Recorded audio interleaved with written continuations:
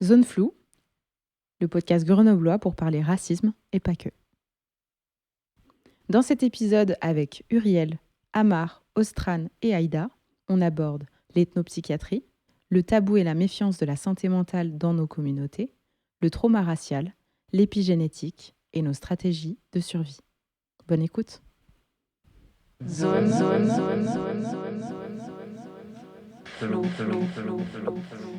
floue. Bonjour tout le monde. Bonjour. Alors aujourd'hui, on a une invitée, d'exception. Oui. Oh my god. Uriel, bienvenue. Oui. Merci. Merci de m'accueillir. Merci d'être venue depuis Saint-Étienne pour nous rejoindre sur cet épisode sur la santé mentale. Ouais. Est-ce que tu as envie de te présenter, te définir sur le plan racial, ce que tu fais?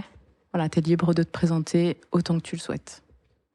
Du coup, moi c'est Uriel, Uriel, point médian LE. Pas Muriel, jamais de la vie Muriel. Mes pronoms c'est Yel et Elle. Des fois je me genre au masculin. Je suis artiste designer, je fais du drag sous le nom de Sainte-Gloire. Et racialement, je me définis comme déjà racisé, clairement. Et puis comme une personne zoréole et marron. Et après, sur les détails, je suis un peu dans une zone floue avec l'asiodescendance et l'afrodescendance. Voilà.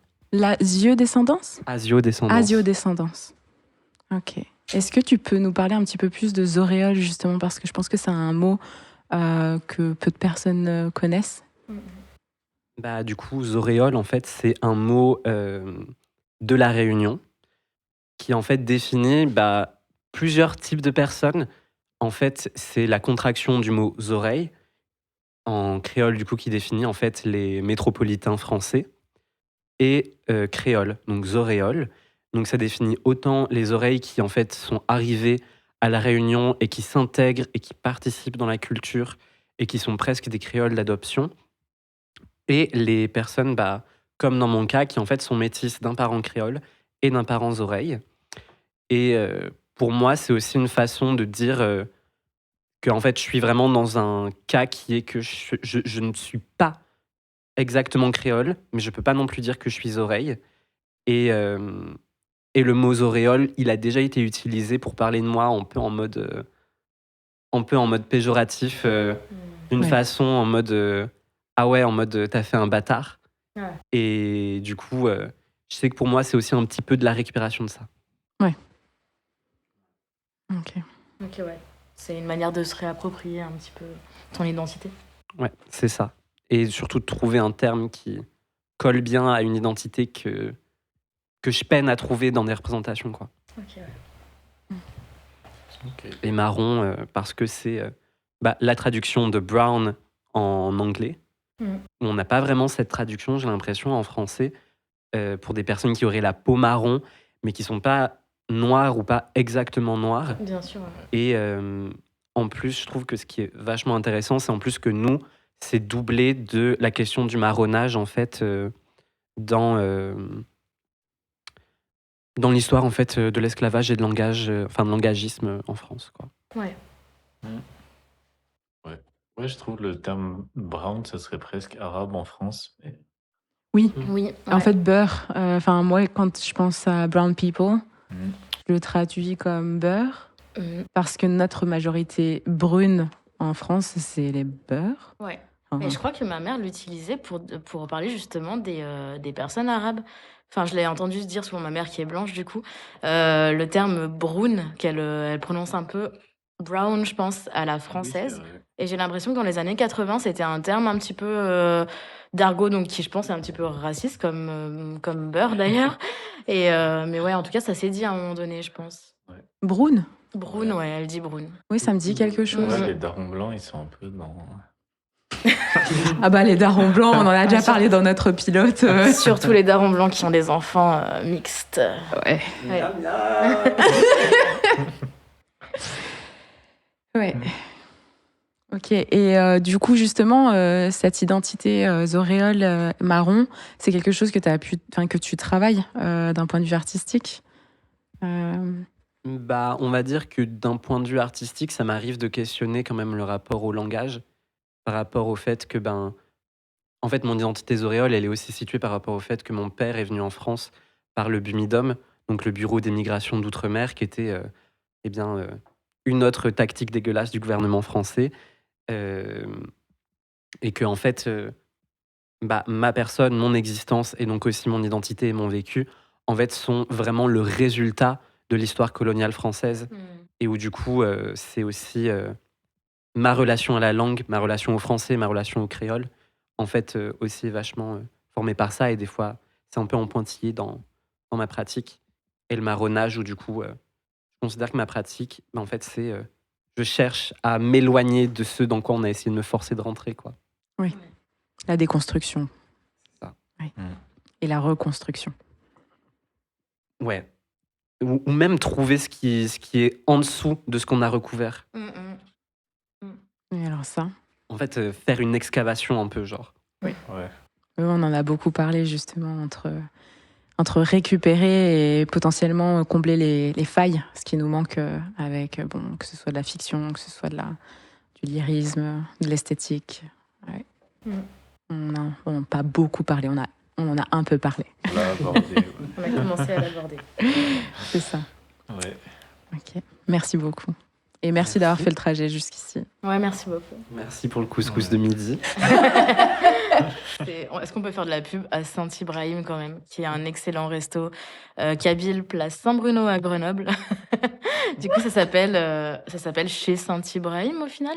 Oui, tout à fait. Voilà, je recommande hautement la chorchora qu'il fait, qui est incroyable. Oui, et la shorba. Et la shorba. Ouais. Et le thé à la menthe, et les pâtisseries, et tout. Oui. Ça, c'est très, très, très local, Grenoble. Voilà, ça fait des années qu'ils sont là et c'est vrai que ça a été un plaisir de manger ensemble là-bas. Slay. Ok, alors, t'avais posé une question, est-ce que tu as envie de la poser ? Du coup, la santé mentale, un sujet de blanc. Point d'interrogation. Point d'interrogation. Mm-hmm. Voilà. Ouais, excellente question pour commencer en fait. Effectivement, la santé mentale, c'est complexe parce que moi, je vois la santé mentale comme quelque chose qui a été construit pour et par les Blancs. Là, il y a de plus en plus d'articles, de recherches qui sortent, principalement aux États-Unis, c'est toujours le problème, qui montrent qu'en fait, il y a une grande difficulté aux personnes racisées à accéder à un diagnostic qui est le leur, ou même qui sont diagnostiqués par quelque chose, qui sont qualifiés de fous, folles, alors qu'ils ont des réactions appropriées en fait à un environnement qui est extrêmement violent. Donc c'est vrai que c'est important de questionner, et pas seulement dans le milieu de la santé mentale, mais aussi dans le milieu de la santé, tout simplement. Là, on l'a vu tout récemment avec, malheureusement, Aïcha, et ce qui est ressorti je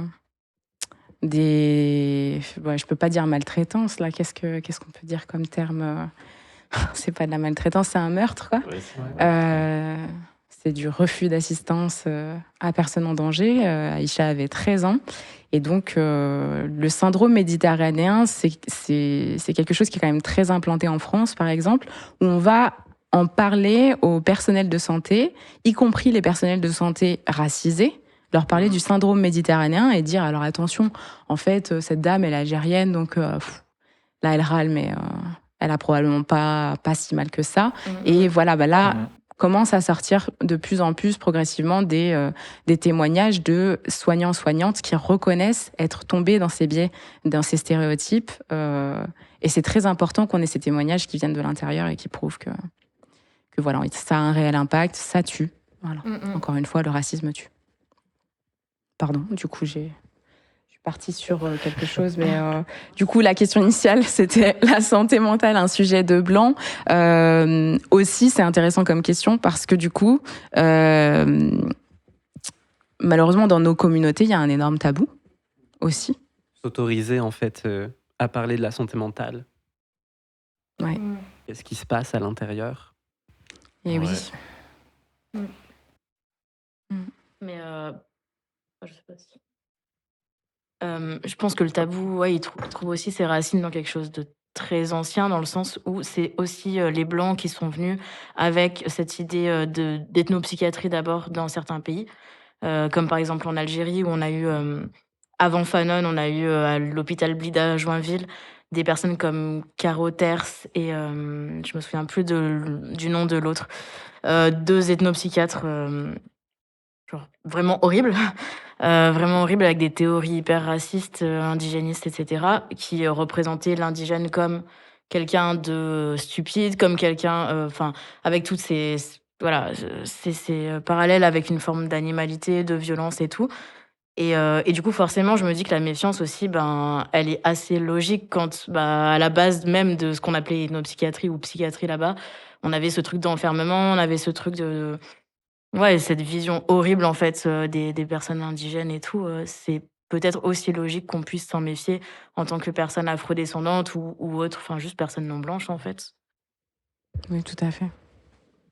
Ouais, non, si, je pense qu'il y a aussi des trucs avec la religion et tout, enfin, comment dire, qu'il y a aussi des communautés, si tu dis que tu vas pas bien, on te dit d'aller prier ou d'aller faire des trucs comme ça. Et du coup, je pense qu'il y a aussi un tabou de ce côté-là. Après, ouais. Après, j'ai l'impression que ça évolue aussi, mais ouais. Et puis, je pense que c'est difficile aussi. Enfin, quand même, on vit dans une société qui est validiste, qui est psychophobe. Donc, si tu subis déjà des discriminations, t'as peut-être pas envie d'en rajouter non plus. En tout cas, quand tu es immigrant, issu de l'immigration, t'as peut-être pas envie de rajouter déjà à une Forme de stigmatisation, tu veux dire? merci. Oui, à une forme de stigmatisation que tu subis déjà des violences. Et du coup, peut-être que si tu te reconnais que ça va pas, ça va en ajouter encore plus. Et enfin, il y a beaucoup de cas, que ce soit blanc ou non blanc, des personnes qui réalisent qu'elles ont telle ou telle chose, que ce soit un trouble ou que ce soit un traumatisme, et qui décompensent suite à la réalisation de ce dit trauma ou de ce dit trouble. Parce qu'il y a des années de masking, parce qu'il y a des années il faut tenir, il faut y aller. Et je pense que les communautés racisées, c'est quand même des communautés qui sont encore aujourd'hui principalement dans la survie. Donc quand tu es dans la survie, aller vers la santé mentale, enfin en tout cas la santé mentale des Blancs, quoi, ça peut être dangereux. Et moi, je suis assez dans le courant, du coup, abolitionniste des prisons anticarcérales. Et inévitablement, dans ce courant-là, tu questionnes également le courant antipsychiatrique. Et comment, justement, la psychiatrie, c'est aussi une instrumentalisation des discriminations et des différences.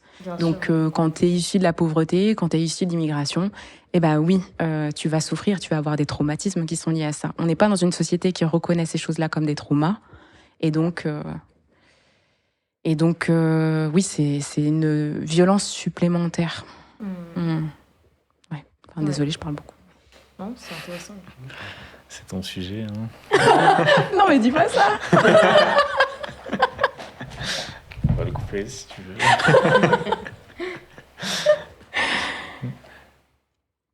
Tu veux ajouter quelque chose, Uriel? Bah non, genre t'as grave tout dit. Ouais. Genre mic drop. Merci. Ok. Est-ce que du coup, on continue sur la prochaine question qui en plus est tout à fait dans la lignée. Donc là, moi, donc sur le trauma racial. Donc trauma racial, c'est un terme en anglais, il se dit race-based trauma.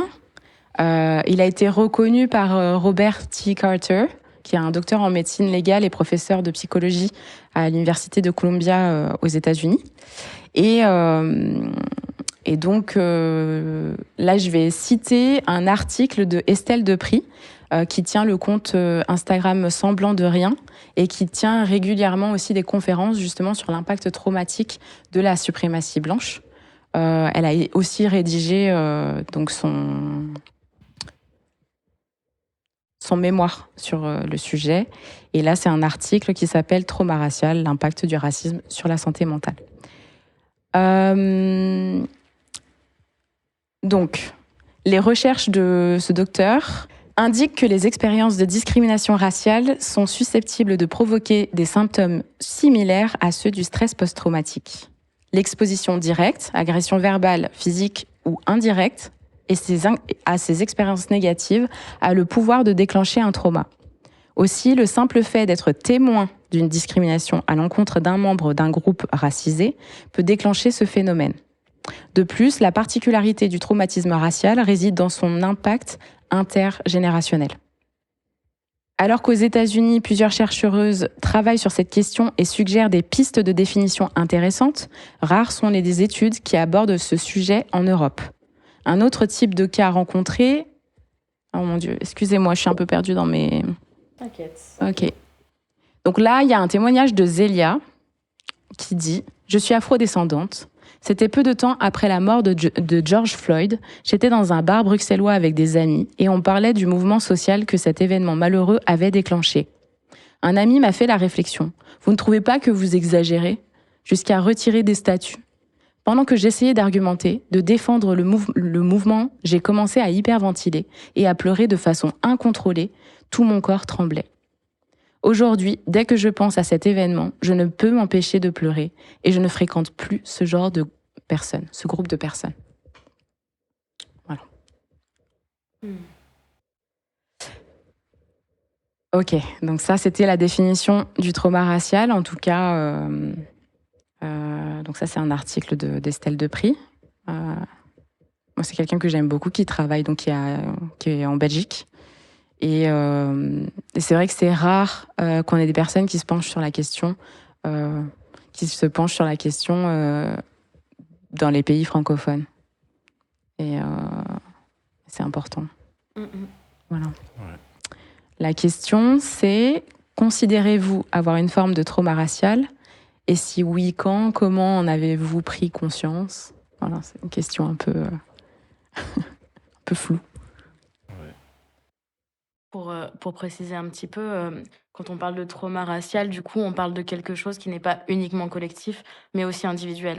Donc ce serait au croisement un petit peu entre une vision un peu psychiatrique ou psychologique et sociologique. On est d'accord ? Ok. Oui, tout à fait. C'était pour préciser. Bonne synthétisation, merci beaucoup.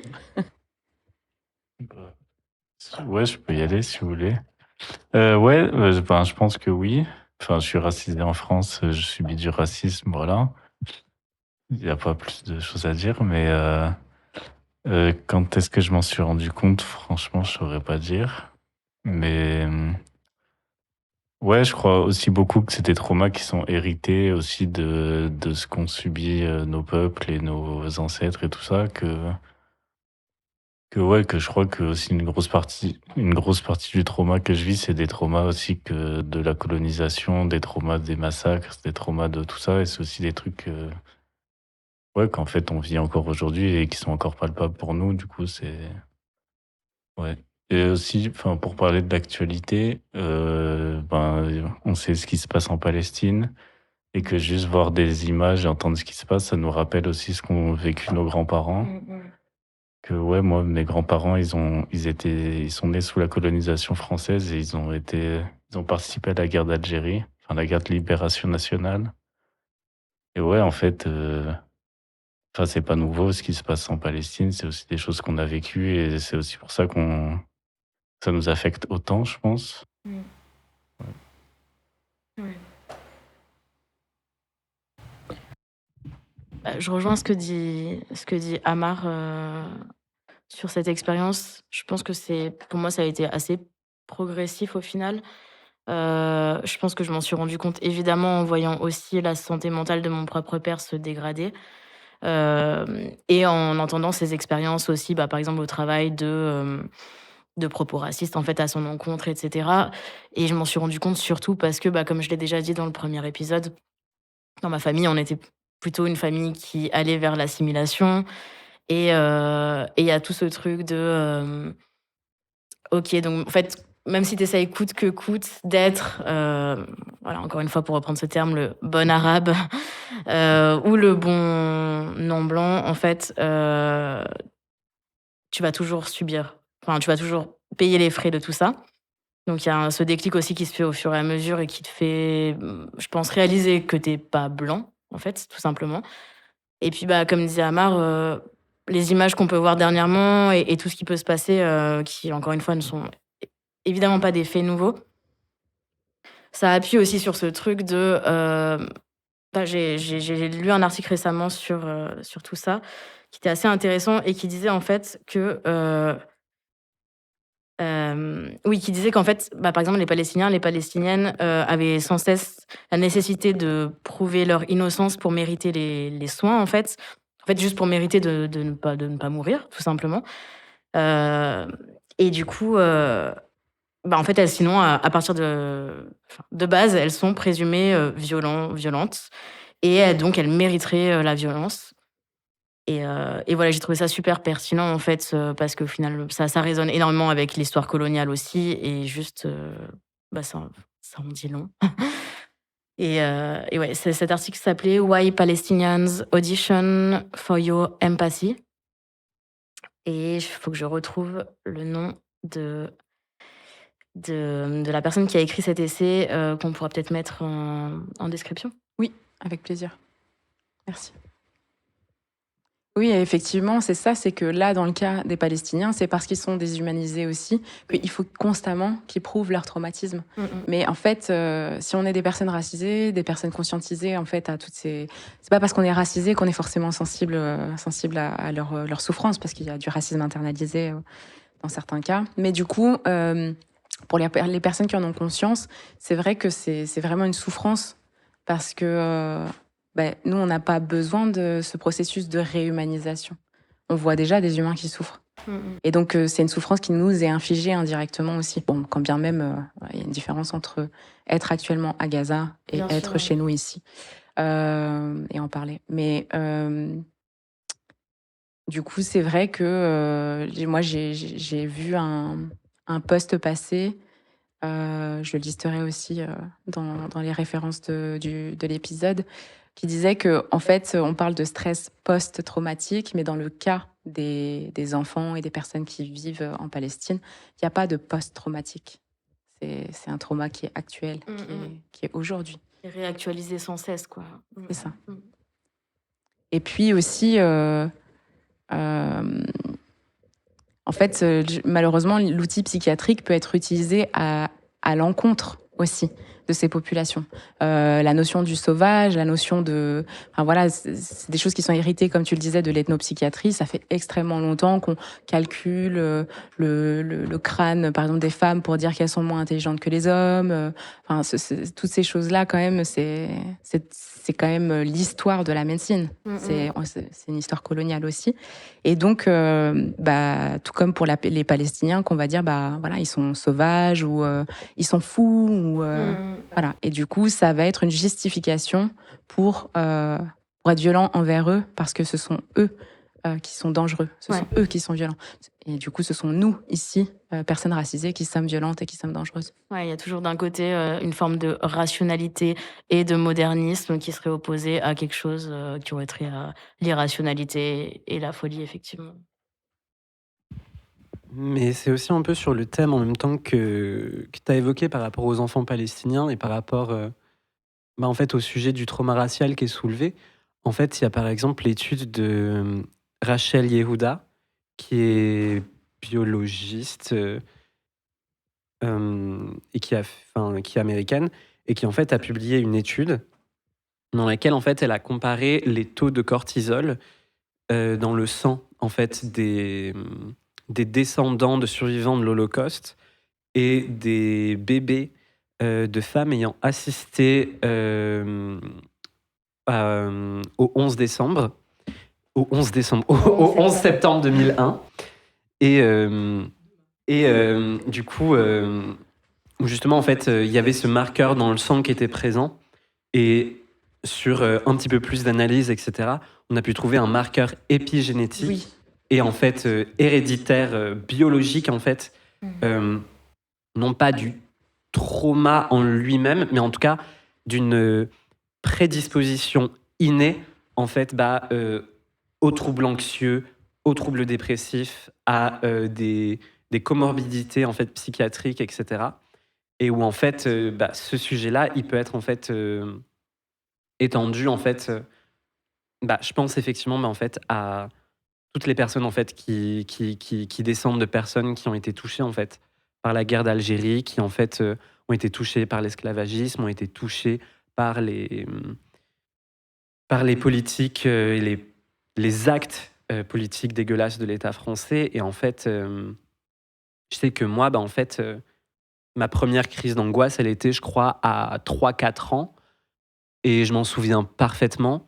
Et je me souviens encore d'une autre à 6 ans. En fait, c'était vraiment des crises d'angoisse, en fait. C'était ça. Enfin, c'était pas...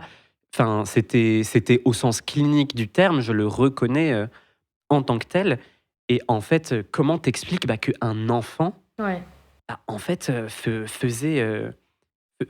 était dans un tel... était déjà dans une telle urgence, en fait. Si ce n'est que, en fait, il devait y avoir déjà un terrain qui était prédisposé, en fait. Ouais, clairement, ouais. Oui, tout à fait. L'épigénétique, c'est extrêmement pertinent de le nommer. L'épigénétique, effectivement, c'est le fait qu'on porte dans notre ADN, que ce soit des traumas ou autres. On en parlait dans l'épisode précédent. On porte aussi la force, on porte aussi les joies, mais on porte les traumas Bien sûr. dans notre ADN. C'est aussi, du coup, ça veut dire qu'on peut faire évoluer cet ADN. On peut, voilà, il y a quand même de l'espoir, c'est porteur d'espoir. Et voilà, il faut adresser ça. Effectivement, comme tu dis, ça a été prouvé. Les enfants qui naissent pendant ou après des conditions extrêmement stressantes pour les personnes qui enfantent ont des prédispositions génétiques. Il me semble que c'est même en dehors des personnes qui enfantent. Il me semble que, étant donné que c'est en fait génétique, en fait c'est sur l'activation ou désactivation en fait des allèles et des gènes en eux-mêmes. Et donc en fait ça fait que les deux parents qui participent à la composition génétique en fait peuvent participer en fait à ce terrain en fait déjà. Ok, Oui. oui. Ouais, Et de puis en étant- transmission, oui. ouais. Enfanté dans le sens pas forcément, oui, ouais, ok. Oui, mais et aussi une personne adulte peut, dans sa vie d'adulte, modifier son ADN à cause des traumas. Oui, il me semble. Hein. Ok. Oui. Peut-être que je dis une, Non, peut-être c'est que je ça. dis une dinguerie, mais je pense que c'est ça. Et c'est pour ça que ça peut paraître ultra désespérant comme information, mais en fait, il y a aussi beaucoup d'espoir parce que ça veut dire que si on arrive, en fait, c'est possible de réussir à désactiver en fait ces marqueurs épigénétiques pour que, en fait, sur de futures générations, eh bien, en fait, ils ne naissent pas avec en fait une prédisposition ou un trouble en fait inné, quoi. Ouais. Et ça, tu penses que c'est quelque chose qui peut être permis, en fait, du coup, dans une forme, enfin, j'allais dire d'individualité, mais si on vit toujours dans un système hyper raciste dans 100 ans, en fait, est-ce que c'est possible quand même de modifier la génétique enfin, Ouais, c'est ça. c'est une vaste question, je pense, mais ouais. Ouais, je pense qu'on est traumatisé tous les jours. Hein. Enfin, qu'en fait, on continue à subir du racisme. Du coup, on a beau se guérir, on le vit encore, quoi. C'est ça. C'est ça aussi le problème avec la notion occidentale de la guérison des traumatismes. Ça voudrait dire que le traumatisme, il est passé. Ça veut dire... ça veut dire que le traumatisme, il est passé. Et pour ça, ça veut dire que la société aussi doit être en changement. Donc ça veut dire que, oui, on travaille sur nos traumatismes individuels et en tant que collectif, en tant que communauté, mais que aussi la société doit changer pour accompagner notre, entre énormes guillemets, guérison. Guérison qui est un terme à questionner quand même. Ouais. On ne peut pas cicatriser dans l'acide. Exactement, non, mais c'est hyper réel, ça. Ouais. Et puis même après cicatrisation, il reste une cicatrice en fait. Ouais. Et c'est ça qui est important à dire, c'est qu'en fait, c'est pas parce qu'un traumatisme peut guérir que ça veut dire que il y a oubli. Oui, t'as raison. Ouais, peut-être qu'il s'agit, je sais pas, mais ça peut être une des pistes. Il s'agit peut-être, avant tout de pouvoir désactiver progressivement, ce truc d'urgence dont tu parlais tout à l'heure parce que c'est super, ça me semble hyper pertinent en tout cas, ce terme d'urgence, le fait qu'on porte en nous, l'urgence et un truc de survie et du coup peut-être qu'à partir du moment où on pourra trouver je sais pas, des moyens de commencer à vivre et à plutôt que survivre sans cesse, il y aura quelque chose qui pourra se passer aussi. Oui. Mm. Et Achille Mb, alors je sais pas du tout comment on prononce, mais Achille Mbembe, Mbembe, je crois. Mbembe. Achille Mbembe disait que le colonialisme est une usine où la folie est fabriquée. Et effectivement, du coup, on a vraiment besoin de toute façon d'envisager le soin, les pratiques de soins, comme aussi une pratique qui s'inscrit. Enfin, en tout cas, moi, je vais dire le mot militantisme, c'est peut-être pas le mot juste, mais personnellement, moi, je l'inscris dans une forme de militantisme, le soin et aussi des pratiques de libération. Justement, il faut qu'on aille à la source du problème aussi. Voilà, pas être que sur la surface de la peau de la cicatrice, mais aller voir quel est le couteau et qui tient ce couteau. Yes. Donc, sur le trauma racial, comment est-ce que j'en ai pris conscience ? Moi, j'en ai déjà parlé, j'ai subi du harcèlement dû à moi, comment je suis, le fait que je sois racisée. Et j'en ai pas du tout pris conscience à ce moment-là. J'en ai pris conscience des années plus tard. Je pense qu'il m'a fallu énormément de lecture, énormément de théorie pour réaliser que c'était quelque chose qui était collectif et que ce que j'avais vécu était juste le symptôme d'une société malade. Et non pas que moi, j'étais une anomalie. Que le système ne fonctionnait pas. Ouais. Pour finir, on a une dernière question, si c'est OK pour vous qu'on aille sur la dernière question. Yes. Ouais. Quelle stratégie d'autodéfense ou de soins avez-vous construite ou souhaitez-vous partager ? Franchement, je pense que j'en ai pas et que, enfin, attends, comment dire? Ouais, je pense que, attendez, faut que je trouve comment ouais, enfin, que, encore, je vais reparler de la Palestine, mais que, enfin, il y a quand même je sais pas, tu vois, il y a aussi un truc très blanc il y a des blancs qui veulent pas se protéger, qui veulent pas savoir ce qui se passe là-bas parce que ça va trop les affecter et tout. Et en fait, enfin, j'ai pas envie de me sentir bien alors qu'il y a des gens qui se font tuer à cause de l'état dans lequel j'ai la nationalité.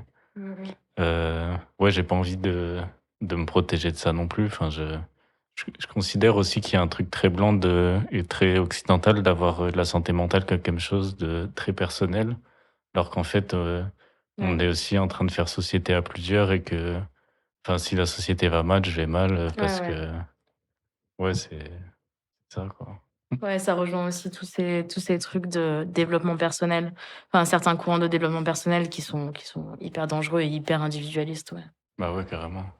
Oui, c'est ça. De la positivité toxique, de prends soin de toi d'abord et ensuite tu pourras prendre soin des autres. Ouais. Aime-toi toi-même, ensuite tu pourras aimer les autres. Ces vieilles phrases qui veulent rien dire en fait au final. Ouais, de fou. Surtout en plus, le développement personnel, c'est une économie. Bien sûr, Il y a une économie du développement personnel et en fait c'est une économie de comment aller bien, comment acheter des bouquins sur comment aller bien, etc., etc. en fait. Tout à fait. Et effectivement, là, ce qu'on vit comme dérégulation émotionnelle, elle est tout à fait normale, tout à fait légitime et elle est garante de notre humanité. Si on n'était pas en dérégulation émotionnelle et qu'on était capable de mener notre vie comme d'habitude et ne pas avoir, bon, je sais pas pour vous, je vais parler pour moi, mais des cauchemars, des réveils, moi, le matin à 6 heures où vraiment, littéralement, j'ai les mots Israël et Palestine qui sont comme des néons dans ma tête ou des images que j'ai vues la veille sur mon écran, quoi, parce que le devoir de s'informer, il est là quand on est dans une situation de propagande, dans une situation où il y a énormément de mensonges. Le devoir de s'informer, il est là. Et du coup, la dérégulation émotionnelle, elle est normale. Elle est normale. Après, voilà, toujours la question de jusqu'où je vais. Parce que il y a des moments où ça m'incapacite tellement que je ne peux plus fonctionner du tout. Et donc, si je ne sers à rien, je peux pas aider à la lutte. Je vais pas rester dans mon lit à... Donc, c'est délicat comme équilibre. Ouais. Justement, l'un des symptômes aussi de l'hypervigilance générée par cette société et les crimes contre l'humanité, les choses auxquelles on est sensible, c'est l'hypervigilance dans laquelle ça nous met. Et le besoin de se surinformer, le besoin de... Voilà, sans se rendre compte qu'on a besoin d'un équilibre. Donc, des stratégies, moi je dirais que je cherche mon équilibre, justement. Entre garder le mot sanité n'est pas le bon, mais garder mon centre et en même temps rester dans le collectif. Voilà. Résister à l'égoïsme de se retirer. Et toi, des stratégies ? Moi, niveau stratégie, ça répond aussi un peu à la question d'avant, qui est que moi, niveau trauma racial, c'est vrai que en fait, genre, en dehors effectivement de tout ce qui est lié à la déshumanisation, enfin plein de trucs comme ça, je sais qu'il y a énormément de ça qui, moi, est centré sur mon apparence et sur le fait que, en fait, je sais que j'ai un visage qui peut, en fait, qui rentre difficilement, on va dire, dans une identification raciale facile, et que du coup, ça fait que comme il n'y a pas vraiment de point de référence, j'ai toujours été considéré comme moche. Dans tous les endroits où j'ai été quasiment, j'étais considéré comme moche, et beaucoup de moqueries en fait sur mes traits de visage. Et du coup, je sais que tout ça, forcément, ça se mélangeait en plus avec ma dysphorie en tant que personne trans. Et en fait, je crois que ça a été de réaliser que, en fait, la féminité, en fait, c'est un truc blanc, quoi. La féminité et la masculinité, c'est blanc, c'est des constructions coloniales, et qu'en fait, dans ma transidentité, en fait, mon point de référence, du coup, c'est moi. C'est moi, mon point de référence. Et où, du coup, niveau stratégie, en fait, il y a... pour moi, il y a le drag. En fait, le fait de tout le processus de la mise en beauté, en fait, c'est un processus qui est ultra en mode... en fait, je prends soin de moi, j'hydrate ma peau, je mets mon fond de teint, je fais machin, je cherche le fond de teint à la bonne couleur, nanana, etc. Et où en fait, c'est aussi jouer avec ces traits de visage qui ont été moqués pour devenir encore plus belle, quoi. Et gueuler, en fait. Gueuler, parce que je sais que tant qu'on n'a pas de représentation, on ne sait pas quand c'est possible. Et en fait, moi, aller en manif, en fait, c'est grave un soin, parce qu'en manif, je retrouve... par exemple, une meuf qui s'appelle Linda à Saint-Étienne, et en fait, qui est une meuf asiatique, et en fait, qui gueule, mais comme personne en manif, et qui m'a fait découvrir que, en fait, oui, en tant que personne asio-descendante, on a le droit de gueuler. Et où, du coup, en fait, j'ai le droit de gueuler. Et en fait, juste faire des discours vénères, gueuler sur les gens, call out enfin, pas call out, mais en tout cas, exposer les queers blancs à leur hypocrisie, qui en fait adore aller aux manifs en soutien à la Palestine, mais par contre quand on est racisé et dans les cercles queer et qu'on ouvre la parole, en fait on se fait chétaniser. En fait pour moi ça c'est du soin, parce que sinon en dehors de ça effectivement comme tu parlais de la religion, moi en fait je prie et puis je vais à l'église et puis je trouve un refuge en Dieu, mais je peux prier autant que je veux, en fait faut agir, quoi. Enfin, et tant qu'il n'y a pas action, c'est dur, quoi. Enfin, je peux pas dormir dans une maison en feu. C'est hyper bien dit. Oui, et du coup, ça me fait réaliser que, effectivement, moi, par exemple, l'humour aussi me fait beaucoup de bien. Faire des mèmes. Là, sur nos ressentis, sur... en plus, actuellement, justement, la réaction des Blancs ou la non-réaction des Blancs dans l'entourage, moi, faire des mèmes, ça me fait beaucoup de bien, et les partager avec des personnes concernées qui, du coup, peuvent totalement résonner avec les mèmes que j'ai faits et les repartager de leur côté. Et aussi avoir ces milieux en non-mixité. Là, du coup, j'en ai de plus en plus. Il y a le podcast, mais il y en a d'autres par ailleurs. Et c'est vrai que, queer, racisé, ça devient une mixité plus approfondie. Tu peux avoir... je trouve qu'à Grenoble, c'est difficile à faire. On est quand même peu. Donc voilà, du coup, j'ai des groupes... où on est dans différentes villes et on se fait des visios et ça nous fait beaucoup de bien de parler justement de ces dérégulations et aussi de nos stratégies individuelles et de se partager des contenus, etc. Ouais. Mais c'est vrai que le drag, je pense que c'est extrêmement politique comme outil. Bravo de te référer à toi-même parce que ça, c'est une sacrée force. Et c'est effectivement, tant qu'on n'a pas de représentation, eh ben, on est la représentation. Et c'est extrêmement difficile de se l'assumer, mais... Bravo, ouais. Oui. Bravo par défaut, alors. Quand t'as pas trop le choix, bravo par défaut. Ok, vous, des stratégies de soins? Ça va pas du tout. Non, mais c'est... Enfin, je rejoins un petit peu tout ce que vous avez dit, même si je pense pas que je me sentirais capable comme toi de gueuler en manif. J'aimerais, je pense que c'est un goal. Après, on n'est pas forcément dans les mêmes positions aussi, donc j'imagine que ça peut... Voilà, c'est une chose différente. L'humour aussi, effectivement, et le fait de verbaliser tout simplement entre personnes non blanches, dire les termes et sortir aussi des choses où on s'auto-censure sans cesse, en fait. Genre, voilà, enfin, je veux dire, j'ai des cercles d'amis blancs que j'adore par ailleurs, mais je sais qu'il y a des choses où je marche toujours sur des œufs avec, comme vous tous, je pense. Et ça fait du bien aussi, ouais, de dire les termes sans se censurer de temps en temps, quoi. Genre, c'est une des choses qui me fait du bien personnellement, ouais. Bah, je connais des gens qui carrément, pendant ces périodes-là, là actuellement, disent à leurs potes blancs, désolé, mais là je vais prendre mes distances.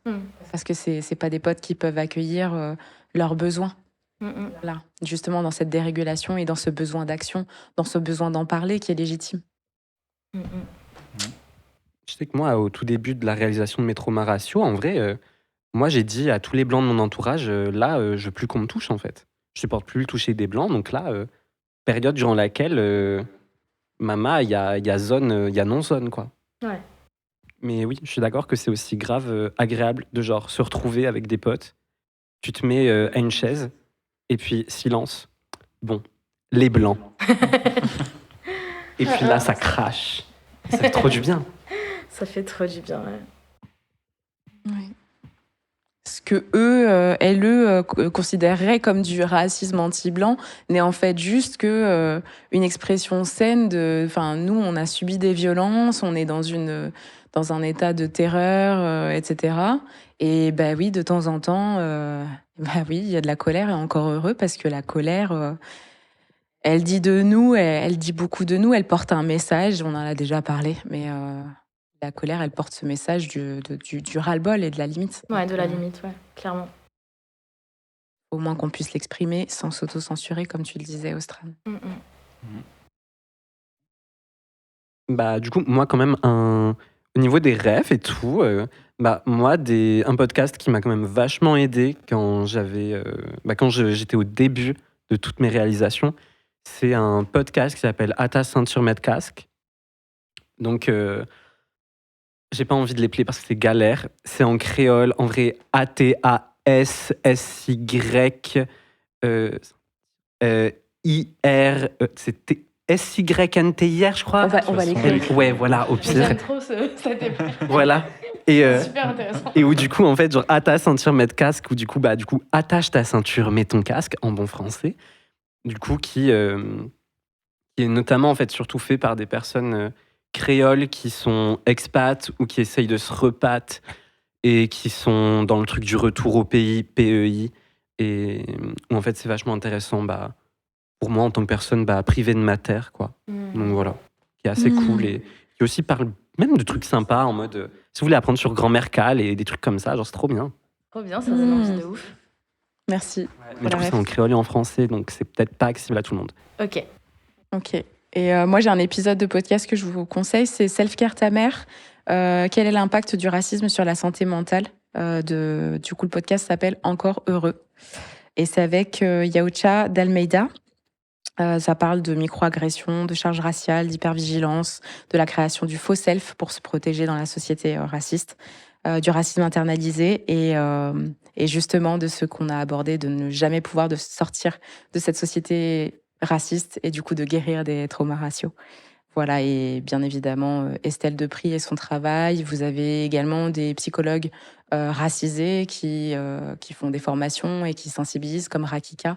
Voilà, il y en a de plus en plus. Et n'hésitez pas à nous partager si vous avez des stratégies de soins. On est friands. Parce qu'en vrai, on voit pas très bien. Hein. Ou même des ressources de soignants, soignantes non blanches. Et qui seraient alertes sur ce genre de thème. Ça peut être très très cool de rassembler tout ça. Oui. Merci beaucoup Uriel. Merci Uriel. Merci beaucoup à vous. C'était vraiment un plaisir de t'avoir. Ouais. C'était trop bien de découvrir Grenoble. Et Cagreux. Trop bien de vous rencontrer en vrai, au-delà d'un, comme je l'ai dit, un pavé de verre électrifié. Exactement, au-delà du Black Mirror. Ouais. Donc, vraiment, merci. Ouais. Et on listera donc, pour celles et ceux que ça intéresse, le contact d'Uriel et sa page drague également. Yes. Voilà. N'hésitez pas à aller regarder son discours. Mon discours, le paillasson de sang, voilà, que j'avais dit à la Pride de Saint-Étienne. Et surtout, bookez-moi SVP. Voilà, en fait, je suis trans, je suis racisée, je suis sans emploi, je galère à trouver. Donc là, mes seules rentrées d'argent, c'est le drag. Donc, bitch, book my shit. Voilà, je me déplace dans l'Auvergne-Rhône-Alpes. Engagez-moi! Voilà, vous avez entendu le message, on plus soit. Et voilà. Bah, merci à tous et toutes. Merci. Merci.